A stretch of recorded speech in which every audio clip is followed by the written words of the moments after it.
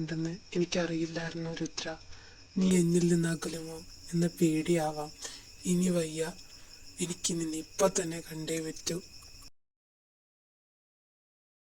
എൻ്റെ കർത്താവേ, ഞാൻ വീട്ടിൽ നിന്ന് ഒരാവശ്യത്തിന് ചാടിപ്പോന്നതാ. ഈ റോട്ടിലാണെങ്കിൽ ആരെയും കാണാനില്ല, പേടിയായിട്ട് പാടില്ല. എന്നെ കാത്തോണേ. ഓ, ഈ സൂര്യങ്ങളിൽ ഈ മതിലൊക്കെ ഒന്ന് ചെറുതാക്കി പണിഞ്ഞൂടെ? അല്ലെങ്കിൽ അങ്ങനെ പറഞ്ഞിട്ട് എന്താ കാര്യം? കാണാൻ കൊള്ളാവുന്ന നമ്മള് അകത്തുള്ളയില്ലേ?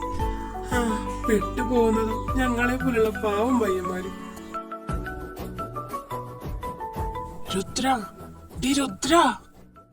ഓ, ഈ പോത്ത് ഇവിടെ കാണി കിടന്നുറങ്ങിയ പിന്നെ ഭൂമി കുലുക്കുണ്ടായ പോലും അറിയില്ല. കിടന്നുറങ്ങണ കണ്ടില്ലേ? ഇവിടെ ഞാൻ എത്ര നേരെ രുദ്ര രുദ്ര എന്ന് വിളിക്കുന്നു. ഇനിയുള്ള എഴുന്നേക്കൊന്നും എനിക്ക് തോന്നുന്നില്ല. അതുപോലെയല്ലേ കിടന്നുറങ്ങുന്നത്. എന്റെ കർത്താവേ, ഇവളീ ഡോറ് പോലും അടയ്ക്കാനാണ് ഈ കിടന്നുറങ്ങുന്നത്. ഇതിനൊക്കെ ആരെങ്കിലും പിടിച്ചോണ്ട് പോയി ആരറിയാനാ? ഓ, ഇവള് കിടന്നുറങ്ങണ കണ്ടില്ലേ? എന്റെ ദൈവമേ, എന്റെ എല്ലാ കൺട്രോളും എനിക്ക് നീ കൺട്രോള് തരണേ.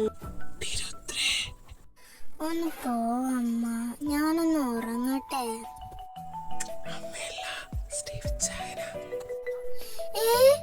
നീ എന്നാ ഇവിടെ?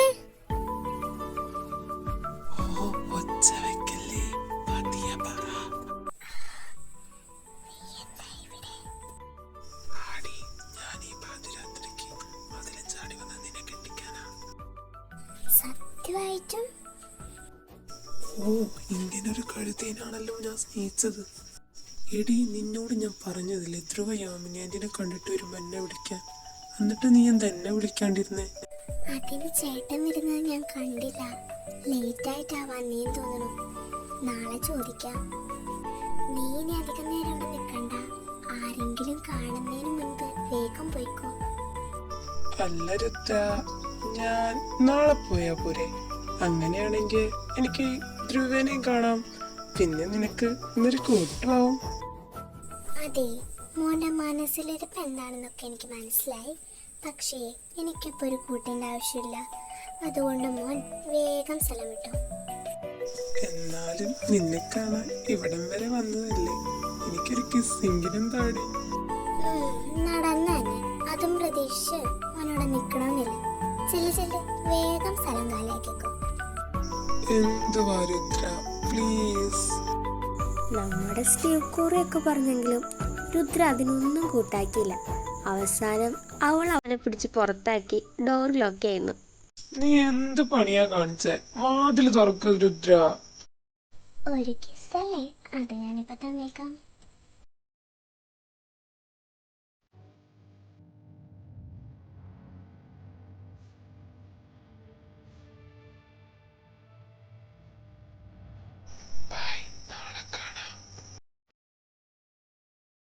യാമിനിയും വിക്രാന്തും ഹാളിൽ നിന്ന് കോഫി കുടിച്ചുകൊണ്ടിരിക്കുകയായിരുന്നു.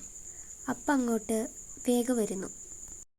എനിക്ക് അമ്മയോടും ചേട്ടനോടും ഒരു കാര്യം പറയാനുണ്ട്. എനിക്ക് ഈ കല്യാണത്തിന് സമ്മതമല്ല.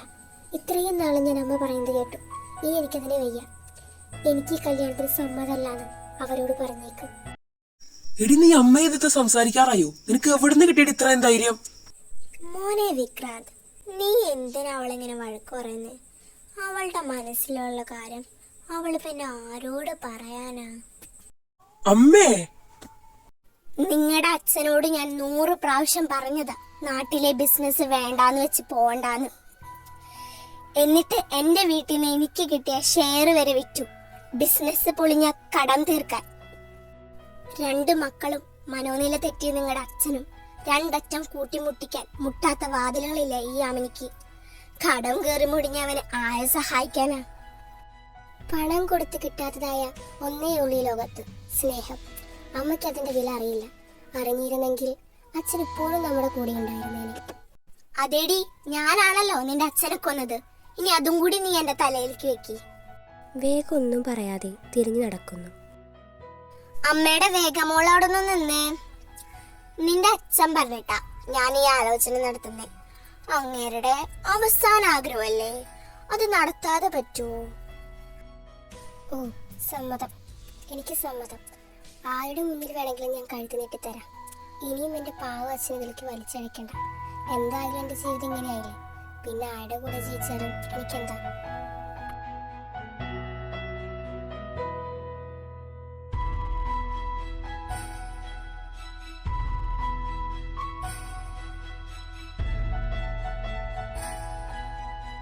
ചേട്ടാ വേഗം എഴുന്നേറ്റ്. എത്ര നേരമായി കിടക്കുന്നേ? ഇന്ന് പ്രാക്ടീസ് ഉള്ളതല്ലേ, എഴുന്നേക്ക്. 5 മിനിറ്റും കൂടെ പ്ലീസ്. പറ്റില്ല പറ്റില്ല, വേഗം എഴുന്നേക്ക്. ഓ, ഇവളുടെ ഒരു കാര്യം. ചേട്ടാ ഇന്നലത്തെ കാര്യം എന്തായി? യാമിനെ ആന്റി കണ്ടോ? അവരെന്താ പറഞ്ഞേ? ഓ അമ്പടിക്കള്ളി, അപ്പൊ വെറുതെ അല്ല കാലത്ത് എഴുന്നേറ്റ് എനിക്ക് ബെഡ് കോഫി ആയിട്ട് വന്നത്. ഒന്ന് പറ ചേട്ടാ പ്ലീസ് പ്ലീസ്. ഇന്നലെ ഇത് ഓർത്തിട്ട് ഒരു പോള കണ്ണടിച്ചിട്ടില്ല. ഓക്കെ ഓക്കെ പറയാം. ഇനി ഞാൻ പറയാൻ പോകുന്ന കാര്യം നീ ശ്രദ്ധിച്ചു കേൾക്കണം. ഈ കല്യാണം നടക്കില്ല. എന്ത് കല്യാണം? അപ്പൊ എന്റെയോ സ്റ്റീവിന്റെയോ? അല്ല, നിന്റെ ആ യാമിനിയുടെ മോനായിട്ടുള്ള കല്യാണം നടക്കില്ല എന്നാ ഞാൻ പറഞ്ഞേ.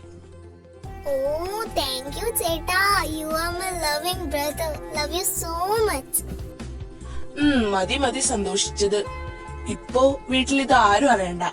പിന്നെ ആ കൊരങ്ങനോട് വിളിച്ചു പറഞ്ഞേക്ക്. ഓക്കെ ചേട്ടാ, നീ എന്റെ ചക്കരയാ.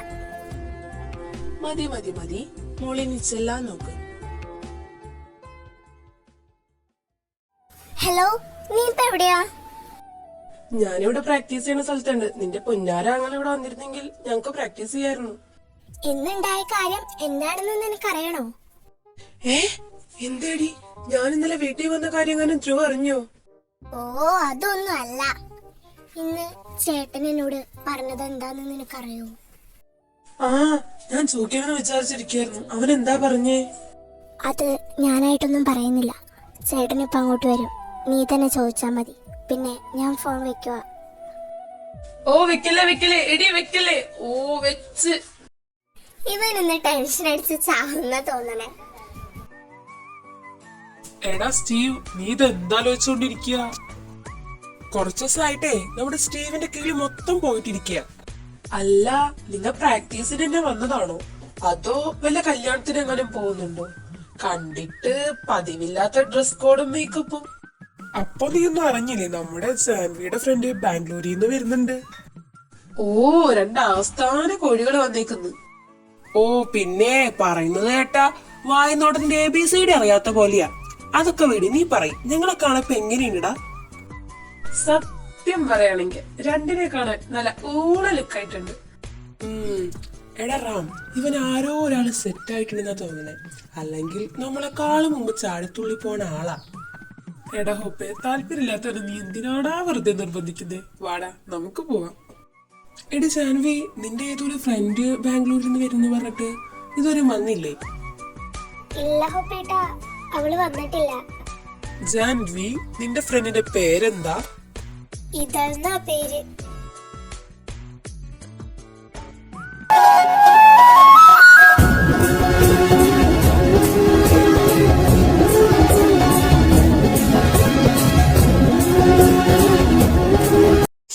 കളഞ്ഞ്. ഇവനായിരുന്ന ഇവനെന്താ ഈ കാറില്?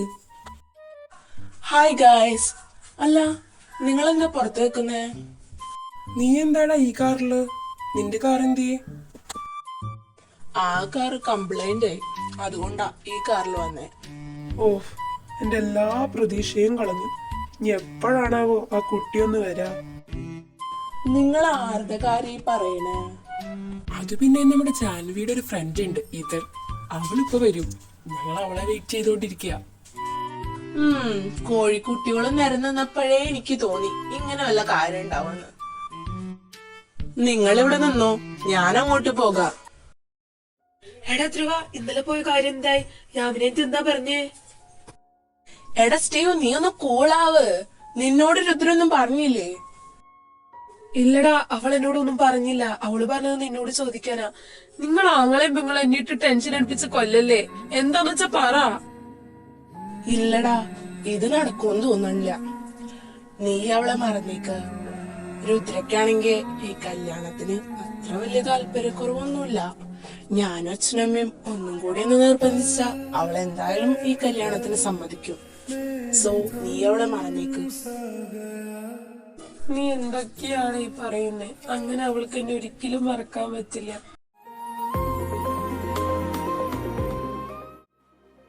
എടാ പൊട്ട, നീ അപ്പോഴേക്കത് സീരിയസ് ആക്കിയെടുത്തു. ഞാൻ വെറുതെ പറഞ്ഞതാ.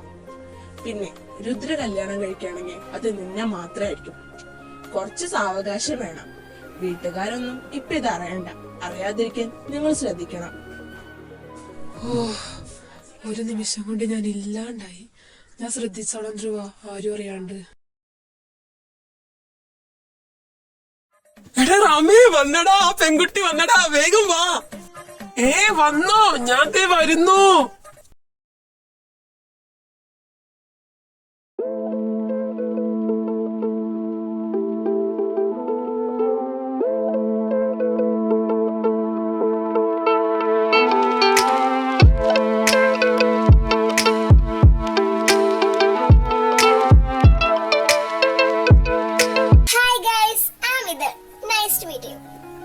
എന്റെ അമ്മേ, എന്താ മുടിഞ്ഞ ഗ്ലാമറാ. പറയാനുണ്ടോ മോനെ? ഇത് Ram, Hope, Steve and this is Dhruva. ഇത് ബാംഗ്ലൂരിൽ എന്താ ചെയ്യാ? ഞാൻ ബാംഗ്ലൂരില് ഫാഷൻ ഡിസൈനർ ആയിട്ട് വർക്ക് ചെയ്യാം. ഓ, ഫാഷൻ ഡിസൈനർ ആണോ? എനിക്ക് ഏറ്റവും ഇഷ്ടപ്പെട്ട മേഖല ഫാഷൻ ഡിസൈനിങ്.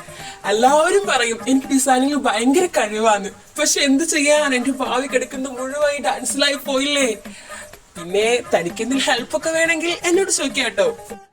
ഡിസൈനിങ്ങിന്റെ 7 ഇലത്ത് പോവാത്തവനാ അവൾക്ക് ഹെൽപ്പ് ചെയ്യാൻ പോണേ.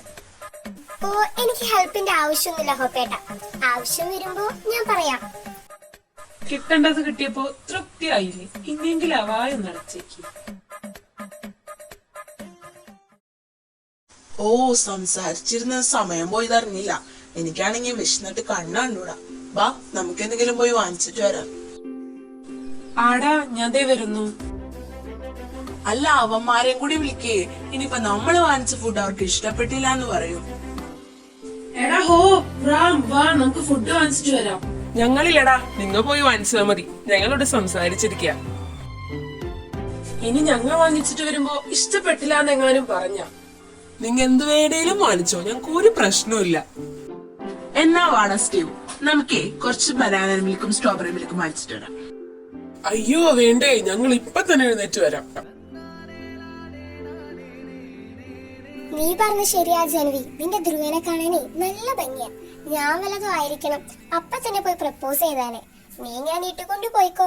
കാണാൻ കൊള്ളാവുന്ന പോലെ പെൺപിള്ളേരെ അടിച്ചുകൊണ്ട് പോകുമ്പോഴേ നീ പഠിക്കുള്ളൂ. ആടി പറയാം. നീ ഇനി അത് അധികം നീട്ടിക്കൊണ്ട് പോണ്ട. തെറ്റൊരു സന്ദർഭം ഉണ്ടാക്കിയിട്ട് അവനോട് കാര്യം പറയാൻ നോക്ക്. ഹലോ, ഞാൻ ഡാൻസ് ബേബി ഡാൻസ് എന്ന ചാനലിലെ ഡയറക്ടറാണ്. നമ്മുടെ പ്രോഗ്രാമിന് ചെറിയൊരു മാറ്റമുണ്ട്. നമ്മുടെ ഷോ മുംബൈയിലും കൂടെ ലോഞ്ച് ചെയ്യുന്ന കാരണം നിങ്ങൾക്ക് ഒരു 3 മാസം ഗ്യാപ്പ് കിട്ടും. പക്ഷെ ഇനി നിങ്ങളുടെ ഷോ വരുമ്പോഴേക്കും 2 പെർഫോമൻസിനും ചെയ്യാവുന്ന രീതിയിൽ നിങ്ങൾ തയ്യാറായിട്ട് വേണം വരാൻ. അതെങ്ങനെ ശരിയാവും സാർ? നമ്മുടെ ഷോ ഓൾറെഡി സ്റ്റാർട്ട് ചെയ്തതല്ലേ. നമ്മളിനി കേരളത്തിലെ ഷോ ആയിരിക്കില്ല കാണിക്കാം, മുംബൈയിലായിരിക്കും. നിങ്ങളുടെ കൂടെ പെർഫോം ചെയ്യുന്ന എല്ലാ ടീമുകൾക്കും നിങ്ങൾ മെസ്സേജ് ഓൾറെഡി സെൻഡ് ചെയ്തിട്ടുണ്ട്. ഞാൻ പേഴ്സണലായിട്ട് വിളിച്ചറിയിച്ചെന്നുള്ളൂ. കമ്മിയുടെ ഭാഗത്തുനിന്ന് എന്തായാലും ഇമെയിലും കൂടെ വരും. Okay sir. എന്നാ എടാ, എനിക്ക് നിങ്ങളോട് ഒരു പ്രധാനപ്പെട്ട കാര്യം പറയാനുണ്ട്. നമ്മുടെ പ്രോഗ്രാമിന് ഒരു ചെറിയ ചേഞ്ച്. ഷോ മുംബൈയിലും കൂടി ലോഞ്ച് ചെയ്യുന്ന കാരണം നമുക്കൊരു 3 മാസം ഗ്യാപ്പ് ഉണ്ട്. നമ്മുടെ ഷൂട്ടിംഗ് ഇനി അത് കഴിഞ്ഞിട്ടുള്ളതെന്നാ ഡയറക്ടർ പറഞ്ഞത്. അതിനു മുമ്പ് നമ്മൾ 2 പ്രോഗ്രാമെങ്കിലും പഠിച്ചു വെക്കണം.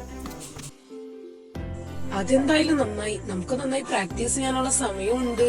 അങ്ങനെയാണെങ്കിൽ നമുക്ക് എന്തായാലും ഇതിൽ വിജയിക്കാനും പറ്റും. അത് നീ പറഞ്ഞ ശരിയാ സ്റ്റീവ്. നമുക്ക് എന്തായാലും സമയമുണ്ടല്ലോ, അപ്പൊ നന്നായിട്ട് പെർഫോമൻസ് ചെയ്യാൻ കഴിയും. ഇനിയിപ്പോ പ്രാക്ടീസ് വേണ്ട. എന്തായാലും ഇന്ന് ജാൻവിയുടെ ഫ്രണ്ട് വന്നല്ലേ, അവരൊന്ന് നേരത്തെ പൊക്കോട്ടെ. എന്നാ ശരി ധ്രുവ, നാളെ കാണാം. എന്തായാലും അവരിപ്പോ പോയില്ലേ. വാടാ, നമുക്കൊരു ബിയർ അടിച്ചാലോ. അത് നീ പറഞ്ഞ് ശരിയാറാ. വാടാ ധ്രുവ, നമുക്ക് ഓരോന്ന് പോയി കഴിക്കാം. ഞാനിന്നില്ലടാ, എനിക്കിന്നെന്തോ ഒരു മൂടില്ല. ധ്രുവ പോവാനിറങ്ങുമ്പോഴേക്കും അവിടേക്ക് യാമിനി വരുന്നു. ഇതാ യാമിനി ആന്റി അല്ലേ? ഇവരെന്താ ഇവിടെ? നീ എന്നോട് വാക്കൊക്കെ പറഞ്ഞു പോയിട്ട് ഒരു കോണ്ടാക്ട് ഉണ്ടായിരുന്നില്ലല്ലോ ധ്രുവ. എനിക്ക് എന്റെ വീട്ടിൽ കാര്യങ്ങൾ അവതരിപ്പിക്കാൻ കുറച്ച് സാവകാശം വേണം ആന്റി. ആദ്യം ഈ കല്യാണം ഉറപ്പിക്കട്ടെ, എന്നിട്ട് സാവകാശം തരാം. ശരി, ഇന്ന് തന്നെ ഞാൻ എന്റെ വീട്ടിലെ കാര്യങ്ങളൊക്കെ പറഞ്ഞ് സമ്മതിപ്പിക്കാം. അങ്ങനെയെങ്കിൽ ഈ തലവേദന ഒന്ന് ഒഴിഞ്ഞു കിട്ടുമല്ലോ. എന്നാ ശരി, നാളെ തന്നെ നീ നിന്റെ വീട്ടുകാരായിട്ട് എന്റെ വീട്ടിലേക്ക് വരണം പെണ്ണ് കാണാൻ. ശരി, ഞാൻ നാളെ തന്നെ വരാം. നീ പറഞ്ഞല്ലോ ഞങ്ങളൊരു തലവേദനയാണെന്ന്. ശരിക്കും ഇതിന്റെ ഒരു ആവശ്യം ഉണ്ടായിരുന്നില്ല. നീയായിട്ട് തന്നെയല്ലേ രുദ്രയുടെയും വിക്രാന്തന്റെയും കല്യാണം മുടക്കിയത്. അതുകൊണ്ട് ഇത് സഹിച്ചേ പറ്റൂ. ഞാനേ കർമ്മ ഫാമിലിയിലെ സൂര്യയുടെ മോന. തന്ന വാക്ക് ഒരിക്കലും പാലിക്കാതിരിക്കില്ല. എന്നാ ശരി, നമുക്ക് നാളെ കാണാം. വേഗ, നാളെ നിന്നെ കല്യാണം ഉറപ്പിച്ച ഫാമിലി പെണ്ണ് കാണാൻ വരുന്നുണ്ട്. സോ ഒരുങ്ങി നിൽക്കണം. എനിക്ക് അവരെ കാണണമെന്നൊന്നുമില്ല, എന്നാലും അമ്മ പറഞ്ഞ സ്ഥിതിക്ക് ഞാൻ ഒരുങ്ങി നിൽക്കാം. ഇതാണ് നിന്നെ കല്യാണം കഴിക്കാൻ പോകുന്ന പയ്യൻ.